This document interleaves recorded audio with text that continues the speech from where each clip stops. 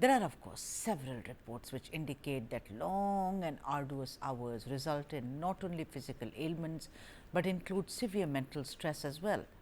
But then, there is this other argument which connects long hours with faster economic development and growth. Also, long working hours is connected with the type of industry and how much it impacts the white collared versus the blue collared workforce. Let's debate whether this will go through or not. But this, let's work for more hours. This is something which needs to be debated. Harish Bijur, brand guru and founder of Harish Bijur Consultants Inc., Bangalore, is with us. And also, we shall be joined by Suhas Adiga, who is General Secretary of KITU, and we are waiting for him. Meanwhile, Harish, hi, welcome to the debate. And, long hours in this part of the world, particularly the subcontinent, I mean, I've been speaking to sociologists. They say somehow long hours means diligence, diligence means development. Do you agree, Harish? Well, let me put it this way. If you look at the history of the world of work, you will appreciate the fact that, in the early days of the Industrial Revolution, people used to work long, long hours. And these were even usurpative in nature. Fundamentally, people were considered to be resources, and all resources were meant to be exploited, in inverted commas, to the full. And I think the Industrial Revolution gave way to better years. And I think over the years, what's really happened is the West works less and the East works more. Fundamentally, it's about the fact that, there are different parts of the world. There is a supra-developed set of nations, Yeah. Norway, Sweden, Denmark, etc., which work the least. And then there are developed nations which work lesser. Developing countries work even more, and the underdeveloped countries work the most. I think we belong to the developed nations of the world, and therefore we work optimally. And I think a 70-hour kind of a week is not something that we do, but we work about 48 hours a week. And I think that's where we stand at this point of time. Now, to the 10 to 14 hours, particularly in the IT sectors and also in BPOs, which already speaks about high level stress. And also, I would reckon that in IT also there are people, and there are people who work according to their abilities, or work according to their skill sets. Do you think this 4 hours increase is really going to make a difference, or do you think, like I think sometimes it's completely unfair? And I was talking to somebody who said that, listen, you're privileged, you have all this work life balance and everything, without knowing that in our sector, media, we can work from now to never. I mean, we are always no holidays, etc. But coming back to this debate, do you think that 4 hours increase, which is there, makes any sense? I mean, there are no flexi hours, I guess. It's about, I mean, it happens in America, but then they have flexi hours. I mean, you can go home at 4 p.m. and make it up, during the week. Increasing a set of hours from where they stand may not be necessary at all. Because I think we live in an era where, productivity is actually not only linked to the number of hours you put in. And whether you put in those hours at the work spot or whether you put it at your home from where you work, these are two separate arenas.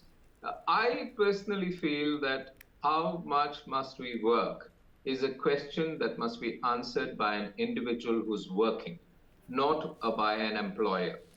Because, if an individual wants to work 70 hours a week, so be it. And I think he, she, or they must be remunerated for working those 70 hours. If somebody wants to work 48 hours, they should be remunerated for those 48 hours. So I think the choice of working number of hours must be totally left to the individual. And I think that is the best way to manage it all. Harish, also this entire debate about that we, the young, should really contemplate. They should be working more. They should introspect.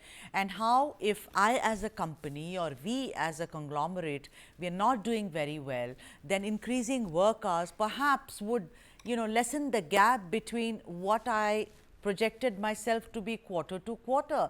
So let's do this. Maybe we'll get there. What do you instead of struggling with P&Ls every quarter?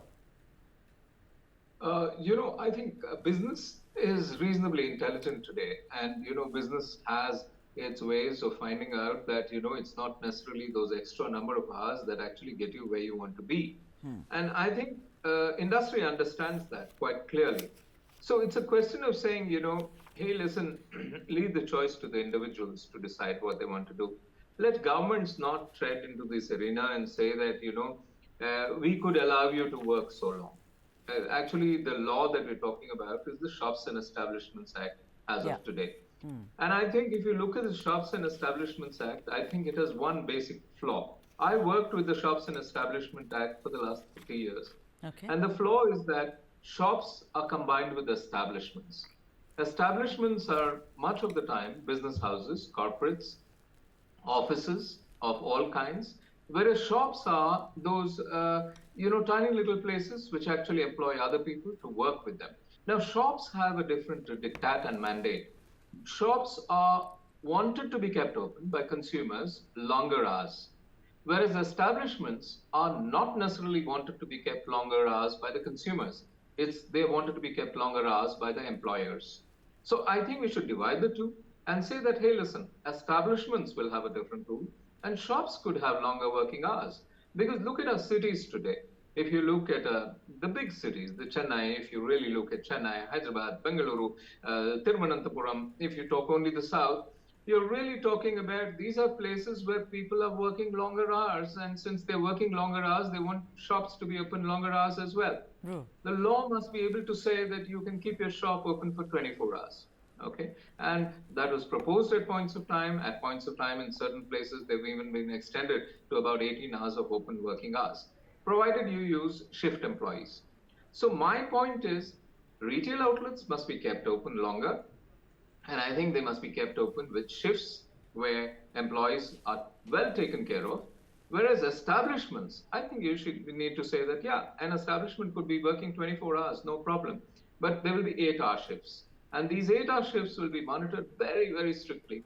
And those 8 hours will give you those 48 hours which you and I want to work. Right. And I think just as long as you don't exploit an employee, I think everything is fine. Right. Suhas Adiga is also with us, General Secretary of KITU. He's with us. Thank you, Suhas, for joining us. You know, we're doing this story because it has really upset or riled up a lot of people, and particularly you. I mean, you say this is against. I want to hear from you that Harish and I were talking about this. Is it linked to development? Is it linked to economic growth? Is it linked to value? I always talk about how much of a value are those extra hours, instead if you're just going to do it because it's been imposed on you. Over to you, Suhas. Tell us, what are the problems? Is it only the mental health, the physical health? What about the rights of the workers, etc., etc.? Yeah. So basically, no. Now, as per the amendment, there is no upper limit for the this one. How much hours employee can be made to work. So this is the primary issue. So like there are cases where like specifically if I talk about, if there are process or there are industries where the employees are made to work in like in month end or year end shifts are there. So month end there will be high flow of work, or year end there will be high flow of work. Right. So what we see is that it will be directly affecting those people.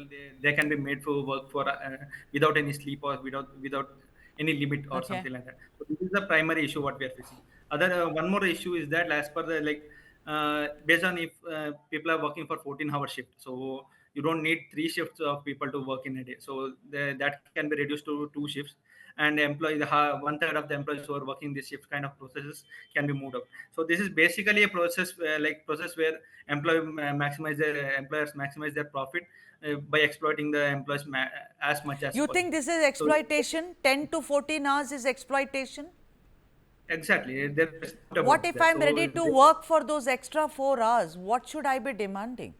Suppose I'm ready. no, that, Are you No, paying that's me a different extra? question. Like I'll give you the current study. So there are more, like currently all the employees, even the working hours is 9 hours. Employees are made to work after 9 point hours Oh, on average, yes, yes. even on support basis if the emergency comes in. So these are the issues what we are currently facing as well. There are people who are pulled in as per the cases say report itself. Employees up to 74% of the employees say that they have to leave their personal affairs or personal like Yes, activities so that they can support the like true. immediate requirement of the company. So this is currently we are seeing. So the only difference here is that this one company has no limit on how much they can pull us in. So this is what we are seeing. So this is actually inhumanly, and it will be leading us to slavery. So this is as simple as it. So we as a union, we are this one. We are Right. Okay. strongly saying, suggesting our voice Right. that we I will. mean, before I've completely run out of time, I'll just ask a question to Harish Bijur. Harish, the problem. Okay, so I think we've lost the connection to Harish Bijur. Suhas Adiga, I want to ask you before I let you go that there are no rules or specific. I don't think we as people, as workers, even know our rights. Most of the time we are very scared that if I don't work those 1 hour extra as told by my boss, I will lose out during appraisal or I will lose my job and I will not get another job. Don't you think in Europe and America, workers know their rights? What's the point? I do not know a single right. What rights do I have? Because HR, is seldom helping you out. Exactly, sir. That's the reason we are here. We are a union of IT employees. So we are currently 10,000 strong. So we are taking up the initiative wherever the injustice happens to employees. So that's why the union has been created. Okay. Right. So we are currently 11,000 strong. We are this one. We are max. This is the only way we can fight against these issues. Like we Absolutely. can only fight collectively. So that's the reason I call for all the IT employees in Bangalore or across the country to support solidarity. And if you are working in Karnataka, join our union and let us fight for the rights of the employees. All That's what it right. is. Okay. Thank you so much. Harish Bijur, thank you very much. And also Suhas Adiga, thank you very much for joining us on this debate.